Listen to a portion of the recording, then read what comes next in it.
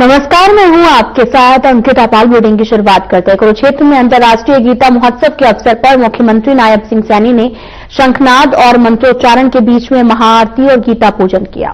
इस कार्यक्रम में आरएसएस के राष्ट्रीय प्रचारक इंद्रेश, गीता मनीषी, स्वामी ज्ञानानंद महाराज, पर्यटन मंत्री डॉक्टर अरविंद शर्मा और अन्य प्रमुख नेताओं ने हिस्सा लिया है। साथ ही ब्रह्म सरोवर के पावन तट पर दीपोत्सव का आयोजन किया गया। हजारों दीपों से सरोवर का तट जगमगा उठा। मुख्यमंत्री ने गीता जयंती के महत्व पर प्रकाश डालते हुए कहा कि इस महोत्सव ने कुरुक्षेत्र की वैश्विक पहचान दिलाई है।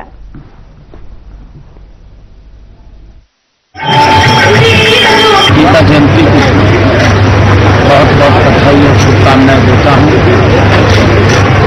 कुरुक्षेत्र की इस पवित्र भूमि पर भगवान श्री कृष्ण ने स्वयं अपने मुखारबिंद से मानव मात्र के लिए गीता का, कर्म का, और आज 15 तारीख से अंतर्राष्ट्रीय गीता जयंती महोत्सव प्रारंभ हुआ था। आज गीता जयंती के अवसर पर आज ये अंतिम दिन है।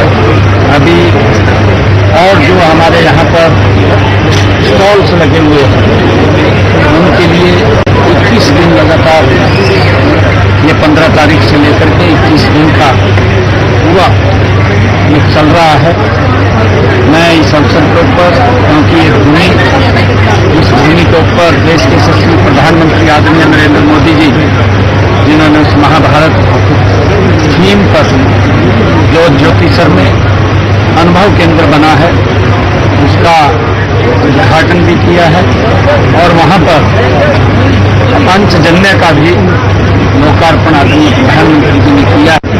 आदरणीय प्रधानमंत्री जी ने इसकी चर्चा यहाँ की है कुरुक्षेत्र की भूमि पर, परंतु उन्होंने कर्नाटक की उडुपी और मन की बात के कार्यक्रम में गीता जयंती महोत्सव और अनुभव केंद्र की बात कही है, जिससे कि पूरी दुनिया में ये बड़ा संदेश कुरुक्षेत्र का गया है और बहुत सारे लोग इस कुरुक्षेत्र की अनुभव केंद्र को देखने के लिए, उस महाभारत कालीन थीम को देखने के लिए यहाँ पर आएंगे।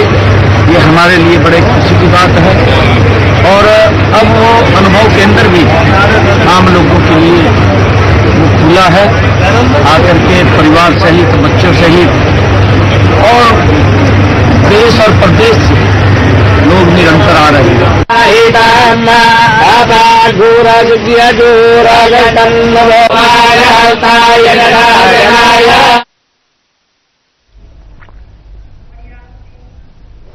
रेवाड़ी में अंतर्राष्ट्रीय गीता जयंती महोत्सव के तीसरे दिन गीता मनीषी ज्ञानानंद जी महाराज के आह्वान पर एक साथ गीता के 3 श्लोकों का उच्चारण किया गया, जिसमें 2100 बच्चों ने भाग लिया और उसके साथ एक स्वर में गीता के श्लोकों का उच्चारण किया है। बाल भवन गीतापुरम में मौजूद स्कूली बच्चों से लेकर शिक्षक और अधिकारी सभी गीता के रंगों में रंगे हुए नजर आए। गीता जयंती के समापन में 5100 दीपक जलाकर दीपोत्सव मनाया गया। अंतर्राष्ट्रीय गीता जयंती महोत्सव के अंतिम दिन जिला उपायुक्त अभिषेक मीना ने मुख्य अतिथि के तौर पर शिरकत की है।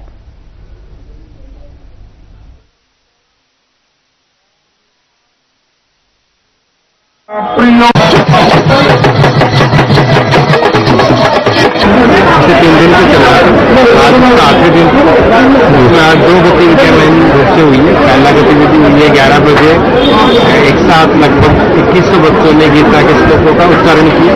वो एक बड़ा इवेंट होता है, इसमें पूरे देश में, पूरे विश्व में एक साथ गीता का, एक समय पे गीता का श्लोकों का उच्चारण होता है। तो वो गतिविधि हमारे यहाँ भी हुई, लगभग 2100 बच्चों ने पार्टिसिपेट किया।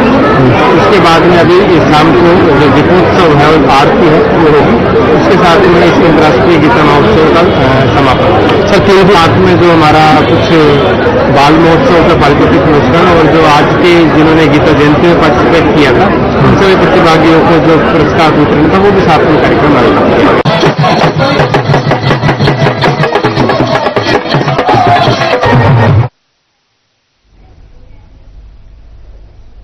हरियाणा के नेता प्रतिपक्ष भूपेंद्र सिंह हुड्डा ने 2 खिलाड़ियों की मौत को लेकर सरकार पर निशाना साधा।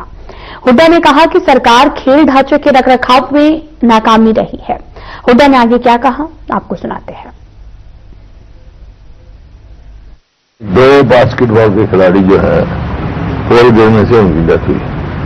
एक बागरगढ़ में, एक लाखम माजरा, जो भी बड़े अच्छे खिलाड़ी थे और एक तो मतलब नेशनल टीम में आने वाला था, पक्का था उसका।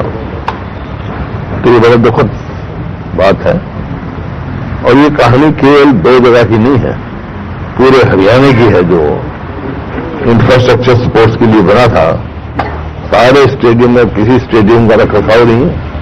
मैं भी जाता हूं, अच्छे इतने बढ़िया स्टेडियम बने, जींद में, रोहतक में, आपके पंचकुला में, गुड़गांव में, फरीदाबाद में, एक से एक बढ़िया स्टेडियम है, लेकिन रखरखाव सरकार का नहीं है। ये सरकार जिम्मेवार है इस बात की भी, जो खिलाड़ियों को हुआ। इनको मैंने कहा था भाई, इनको एक तो तुरंत उनको परिवार में एक नौकरी दे और उनको आर्थिक स्थिति 5 लाख क्या महीने रखना है, 5 लाख का क्या मतलब हुआ? ठीक है, तो मेरे को मालूम है कि लाखन माजरे के लिए दिए थे उन्होंने और वो भी मतलब उलझाए रखे उनको। यही तो मैं कहता हूं, इसी वास्ते सरकार जिम्मेवार है, तो उनको जो भी दोषी है उसको दंडित करना चाहिए। तो इसको गंभीरता से क्यों नहीं लेते सर? है ही नहीं सरकार उसके लिए, किसी भी मुद्दे के लिए, दलित के मुद्दे के लिए है ही नहीं गंभीर। उनको खिलाड़ियों के जो स्पोर्ट्स स्टेडियम बने थे हर गांव, बड़े बड़े गांवों में, शहरों में, इस वास्ते बने थे कि हमारी जो युवा पीढ़ी है उसका ध्यान इधर उधर न जाए। जैसे पंजाब में ड्रग फैल गया था, तो उससे करने के लिए उनका फ्यूचर निश्चित हो, इसी वास्ते कोई भी हो, समाज, देश कोई भी लगाओ, वो देश दुनिया में सबसे आगे है जो खेलों में सबसे आगे, वो विकसित देश है। इसी प्रकार समाज का है, प्रदेश का है। इसी वास्ते ये था कि वो 3 चीज होती है उसमें, एक तो इंफ्रास्ट्रक्चर, एक प्रोत्साहन, एक उनका फ्यूचर एश्योर करना। उसी हिसाब से मैं स्पोर्ट्स नीति बनाई थी। इंफ्रास्ट्रक्चर तैयार किया था, फिर टैलेंट हंट किया था मैं स्कूल में, ताकि उसी टाइम जो खिलाड़ी जिसकी रुचि हो उसको कोचेज लगाए, आगे बढ़ाए, एकेडमी बनाई और फिर अच्छी नौकरी दी, डीएसपी तक की नौकरी दी। उन्होंने एक को दी, कोई ध्यान ही नहीं इधर।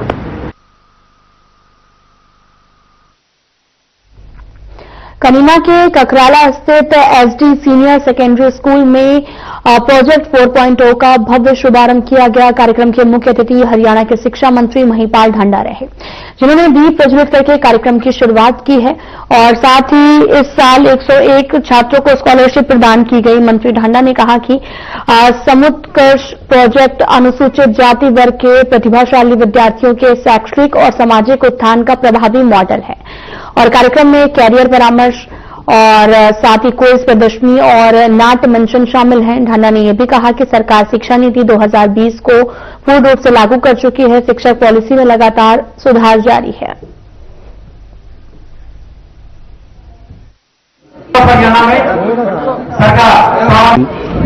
तो एससी समाज के बच्चों को, उनके जीवन स्तर को वो आगे बढ़े, ऐसे एक विचार लेके उन्होंने इन बच्चों में काम करना शुरू किया। हमें बहुत खुशी हुई कि ऐसा काम अगर कहीं हो रहा है तो क्यों ना ऐसी संस्थाओं को और ऐसे जो बच्चे लगे हुए हैं उनको हम भी जाके मिले। मैं खाली उनसे मिलने के लिए आया था, उनसे नमस्ते राम राम हो गई। वो जीवन में आगे बढ़े, खूब तरक्की करे। उनमें से मुझे लग रहा था जो बच्चे थे उन्होंने थोड़ा बड़ा था, इसलिए मैंने उनको नमस्ते भी दिया और आशीर्वाद भी दिया। सभी ने दिया है कि आगे बढ़े, तरक्की करें। सर, कनीना में डीएवी संस्था है, वो काफी सालों से बंद पड़ी हुई है और मेरा काम नहीं है ना डीएवी संस्था का काम, तो संस्था के लोग बताएंगे। अगर कोई बात हो तो इंजीनियरिंग डीएवी शिक्षण संस्थान कनीना में पहला डीएवी इंजीनियरिंग कॉलेज चला रहे थे, बड़े कोई बात है, कागज पत्र कोई अगर कोई अड़चन है, कोई शिक्षा विभाग के कोई अगर उनको मदद है तो मैं तो सबको आह्वान करता हूं कि अब ऐसा भी नहीं मिलेगा कोई। मैं एक एक समस्या को चुन चुन के समाप्त करने पर लगा हुआ। सर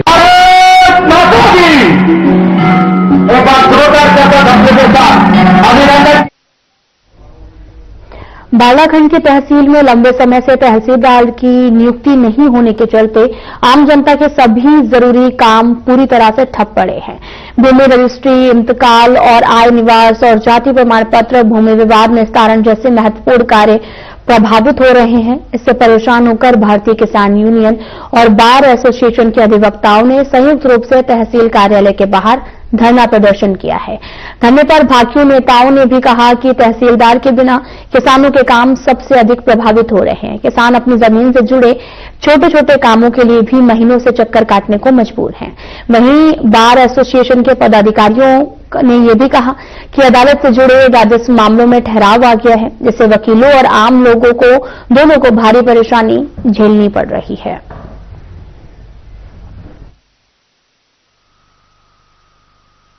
तहसीलदार साहब और नए तहसीलदार की यहाँ परमानेंट ड्यूटी नहीं है और फिलहाल 1 महीने से तो टेम्परेरी ड्यूटी किसी की नहीं है। डीआरओ के यहाँ जाने के बाद तो बिल्कुल काम ठप पड़ा है।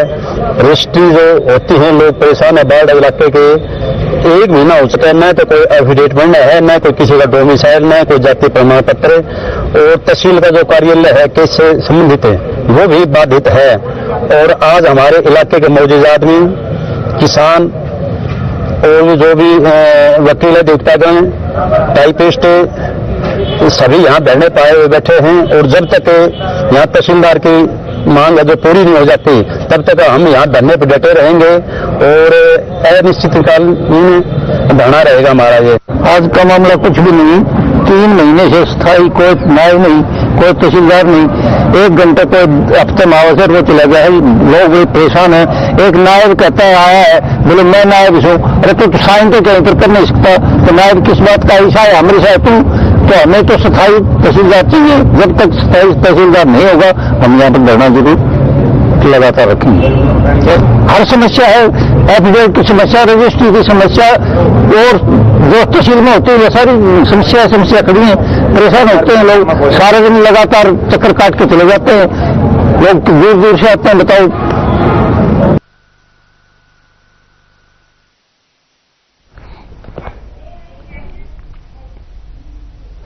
विश्व एड्स दिवस के अवसर पर पलवल के नागरिक अस्पताल में जागरूकता कार्यक्रम का आयोजन किया गया।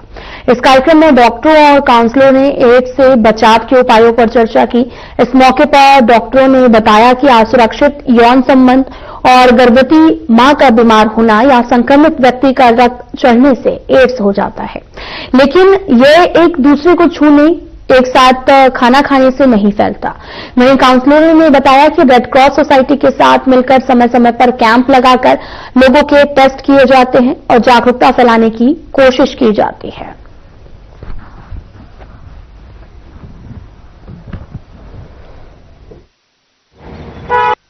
पहले सबसे पहले सबको नमस्कार।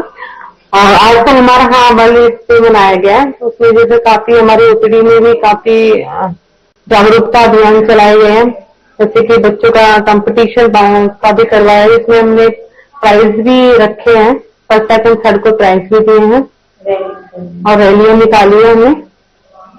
किस तरह से लोगों को जागरूक करते हैं जो लगातार इन केसों में कहने में बढ़ोतरी देखी जा रही है?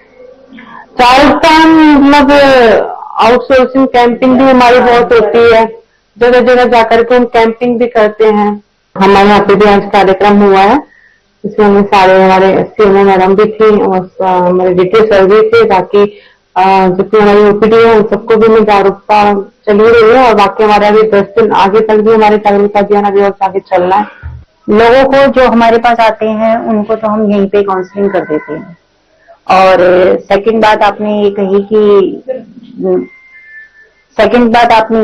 कि किस तरह से अवेयर करते हैं, तो अवेयर करने के लिए हम समय समय पर ये जो रेड क्रॉस वाले हैं इनके साथ मिलके हम जगह जगह पे प्रोग्राम करते हैं। जैसे यहाँ कैंप एरिया है, नुक्कड़ करते हैं, और उसके बाद बस स्टैंड है, रेलवे स्टेशन है, और जहाँ ये ट्रक ड्राइवर मिलते हैं वहां पे हम लोग जाते हैं अपनी टीम के साथ। एक एलटी जाता है, एक बार मैं जाती हूँ, दूसरा काउंसलर जाता है, उनके वहां पे हम टेस्ट भी करते हैं और कई बार हमें पॉजिटिव भी वहां से हमें पाए गए हैं। देखिए, हम सबसे पहले अगर हम एड्स बीमारी के बारे में बात करें और उसका प्रचार प्रसार और उसकी जांच, उसका इलाज लगातार चल रहा है। इस साल अब तक हम लगभग 17,700 लोगों को हम टेस्ट कर चुके हैं, जिसमें हमको कंफर्म केस जो मिले हैं वो 113 केसेस हमको कंफर्म मिले हैं। पिछले सालों के मुकाबले देखा जाए तो लगभग इतने ही, कभी 140 केस हमको मिले थे और उसके पहले साल हमको लगभग 158 केसेस मिले थे। तो ट्रेंड कुछ हुई है, कुछ संख्या में कोई बहुत ज्यादा बढ़ोतरी नहीं हुई है, लेकिन केस अभी भी हमको मिल रहे हैं। इंपॉर्टेंट ये है कि अब की बात वर्ल्ड हेल्थ डे के एड्स डे पे जो मैसेज है वो है कि यह छूने से, साथ बैठने से, साथ खाने से नहीं फैलती है तो सिर्फ अफवाहें या अज्ञानता।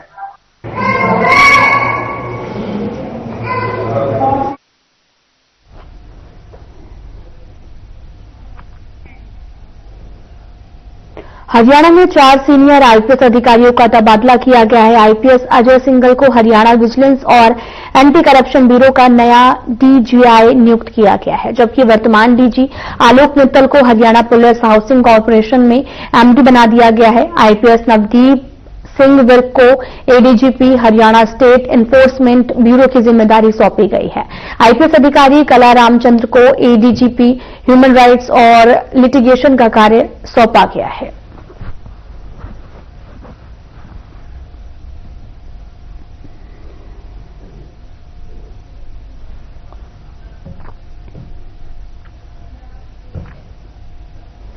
रेवाड़ी के एक होटल में नेवी जवान की संदिग्ध मौत का मामला सामने आया। अटेली के गांव गढ़ी रूथल निवासी जवान हितेश 25 दिन की ड्यूटी पर घर आया था। सुबह कमरे से बाहर न आने पर पुलिस को सूचना दी गई। दरवाजा तोड़ने पर शव बाथरूम में मिला है। प्रथम जांच में जहरीला पदार्थ खाकर आत्महत्या का मामला लगा। सही पुष्टि पोस्टमार्टम रिपोर्ट के बाद होगी।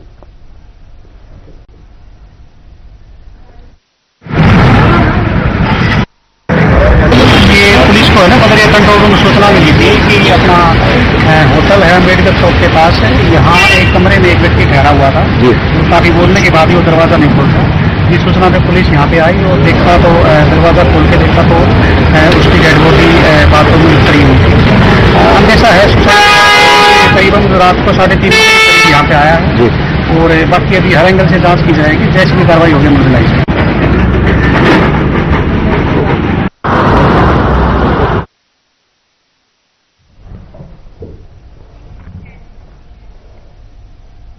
चंडीगढ़ में देर शाम कार सवार युवक पर तीन हमलावरों ने फायरिंग कर दी है। बताया जा रहा है कि हमलावरों ने पीछा कर रास्ता रोककर 5 गोलियां चलाई और वारदात को अंजाम देकर बदमाश मौके से फरार हुए हैं। पुलिस ने शहर और बॉर्डर पर नाकाबंदी कर आरोपी की तलाश तेज कर दी है। फिलहाल घायल युवक की हालत गंभीर है, जिसे इलाज के लिए पीजीआई में भर्ती कराया गया। तो आपको बताते चलें कि पूरा मामला जो है वो चंडीगढ़ से सामने आया है, जहां पर मामला दर्ज कर जांच में पुलिस जुटी है। यमुनानगर में जिला ड्रग कंट्रोलर की टीम ने गुप्त सूचना के आधार पर जगाधरी के ग्राम खद्री में एक दुकान पर अचानक से छापेमारी की। सूचना थी कि दुकानदार कॉस्मेटिक सामान की आड़ में नशीले कैप्सूल बेचता है।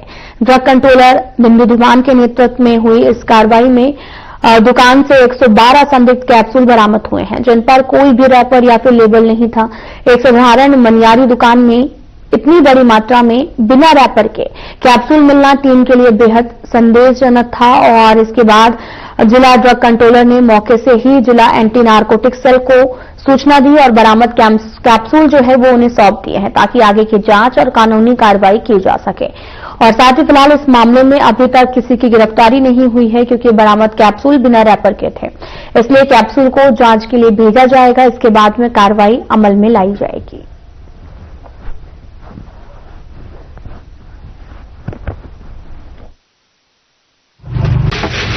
देखिए, ये जो कैप्सूल्स हमें मिले हैं बेसिकली एक मनियारी की दुकान है और इसमें जो भी एक्शन रहेगा, हम लोग ये जितने भी कैप्सूल्स हमें रिकवर हुए हैं ये एएनसी टीम को हम सौंप देंगे। आगे की कार्यवाही इसमें टेस्टिंग के बाद ही कर पाएंगे। जी, वो रिजल्ट आने के बाद डिसाइड किया जाएगा। क्या कार्रवाई की जाएगी? अभी तो देखिए कैप्सूल्स को हम लोग अपने कब्जे में लेके हैंड ओवर कर देंगे एएनसी टीम को। आगे की जो भी कार्रवाई होगी वही करेंगे, क्योंकि कोई लाइसेंसी शॉप तो नहीं है। तो हमारी तरफ से तो सिर्फ इतना है कि हमें एक सीक्रेट इन्फॉर्मेशन के तौर पे हमने यहाँ पे आके चेकिंग की और हमें वो सामान मिल गया। बाकी मैं शुक्रगुजार करूंगी कंप्लेनेंट का और बाकी सबको भी मोटिवेट करूंगी कि आप इस तरह की इन्फॉर्मेशन किसी को भी हो तो बिल्कुल बेझिझक होकर आप डिपार्टमेंट को बताएं, तभी हम इस चीज को रोक सकते हैं। क्योंकि नशा आज अगर हमारे गाँव में आ गया तो कल को कब हमारे घर में आ जाएगा हम कुछ नहीं कर सकते।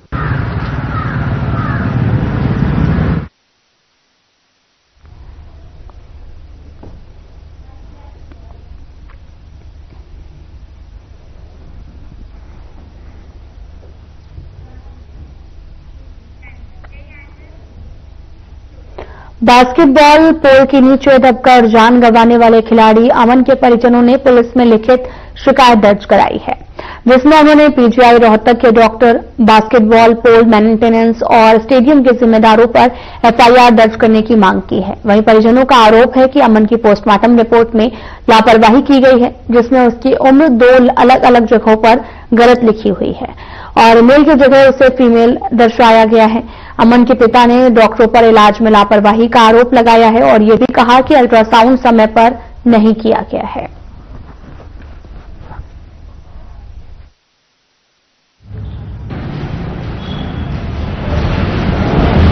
जी, हमने कंप्लेन दी है आज हमारे छोटे भाई के लिए जिसकी डेथ ये होशर ब्रिगेडियर सिंह स्टेडियम में हुई थी। हम चाहते हैं कि जिन अधिकारियों की भी कार्रवाई लापरवाही हुई है, जिनकी भी वजह से, और जहां पे हम रोहतक पीजीआई में लेके गए हैं, उन्होंने जिन डॉक्टरों ने हमारे मरीज को न देखते हुए, इमरजेंसी केस न समझते हुए जो भी उपचार में लापरवाही की है, समय से उपचार नहीं किया है, उन पर सख्त से सख्त कार्रवाई हो। इसके अलावा और जिम्मेदार कौन है? जैसे आपने लिखा स्टेडियम और ये सर इसमें मैंने लिखा है, जैसे मैं आपको बता दूं, जो भी इस स्टेडियम का रख रखाव करता है, जिसके भी अंदर में ये आता है, जिसको टेंडर दिया गया है, अब हमको नहीं पता हो किसको दिया गया है, कौन इसका रख रखाव करता है, वो अभी तक सामने नहीं आया। उसके लिए जांच कमेटी एसडीएम साहब ने बिठाई है, बट अभी तक उसमें कोई साफ जवाब हमको नहीं मिला है। मैं चाहता हूं कि जो भी अधिकारी इसका रख रखाव करता था, उस सभी को उन पर सभी पर कार्रवाई की जाए। आप लोगों को बयान नहीं लिए गए जांच कमेटी द्वारा? नहीं जी, अभी कोई बयान नहीं लिए गए हमारे। सर, मैं अभी अपने एप्लीकेशन एफआईआर लिखने के लिए सिटी थाने में आया हूँ और मैंने इनके खिलाफ और ये एफआईआर दर्ज की है सर। एप्लीकेशन दी है जी। किसके खिलाफ दी है? क्या फिलहाल बुलेटिन में इतना ही। नमस्कार।